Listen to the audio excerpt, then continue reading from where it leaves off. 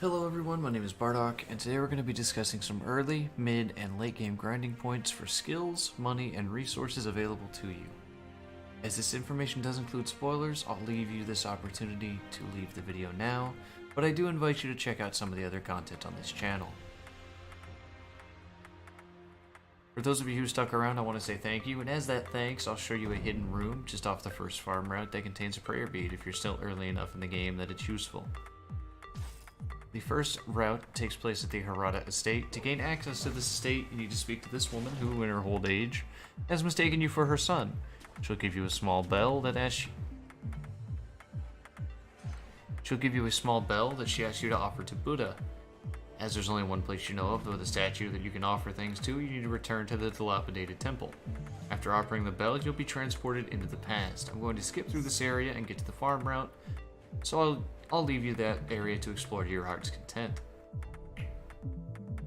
The route we'll be discussing takes place between the Sculptor's Hall and the Audience Chamber.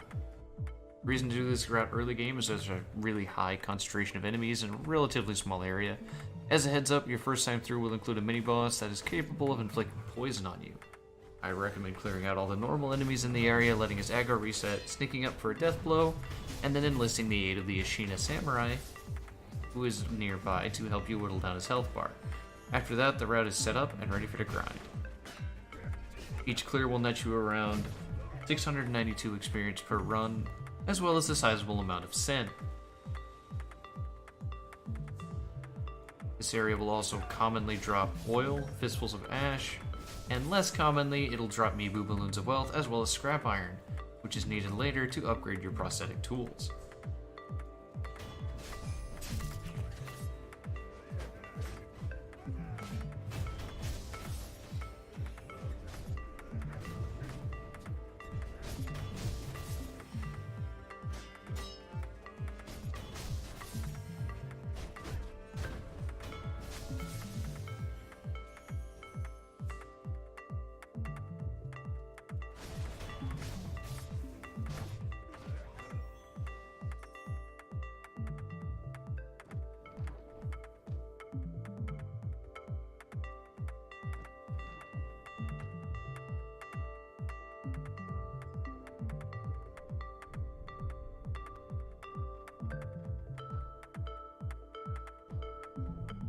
Our Macdanne Farm route is more of a place as opposed to a route. It is Mibu Village in the Ashina Depths. There's two ways to do the area: a short route worth 3,240 experience, or if you choose to invest a little bit more time and clear out the entire village, you'll earn a staggering 8,200 XP. The reason to come here and grind is that, with the exception of the two more powerful mobs at the end of the area, everything dies in a single hit and is worth 84 experience each. And due to the respawn mechanic present in the area, it's really easy to rack up a lot of kills really fast. Be sure not to grow complacent though, as these enemies will very easily overwhelm you with their sheer numbers. And there's a couple special units who are worth more that are capable of dealing a lot of damage, such as our Lady in Blue over here. This area also provides you with an ample amount of ceramic shards, fistfuls of ash, less commonly lumps of fat, which again are used for upgrades. While the enemies here are not a great source of money, the sheer amount of XP that you can... While these enemies are not great for money, the sheer amount of XP you're capable of gaining is more than worth it. The very last spot we're going to talk about is on the Ashina outskirts. It is the upper wall. You basically go in and clear out the entire same route that you would.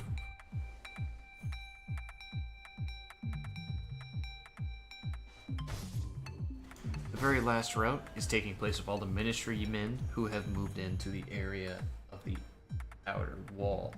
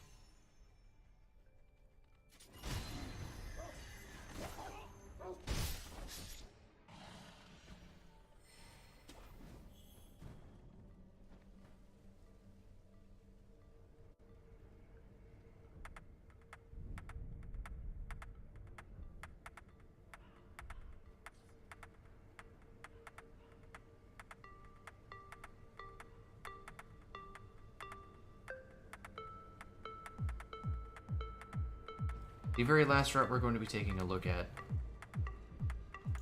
takes place in the Ashina outskirts after you have already defeated one of the major bosses.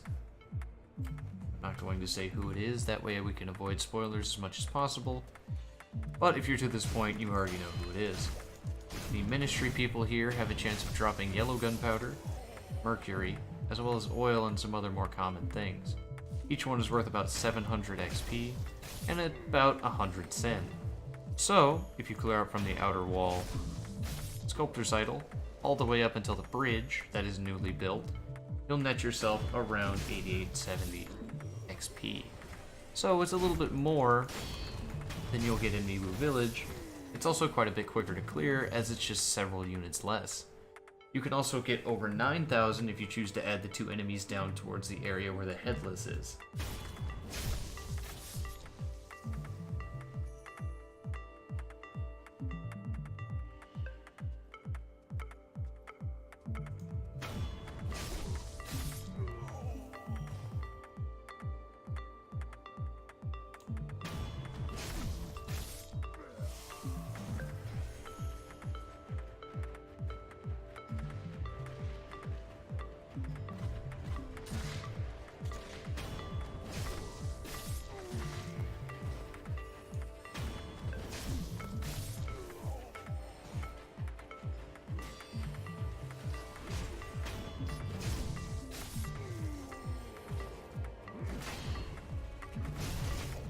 And that's just going to about wrap it up for this video. I want to say thank you all for watching. And if you found anywhere else that you'd like to grind for whatever resource or just XP in general, please let me know. And I'll see you guys in the next one.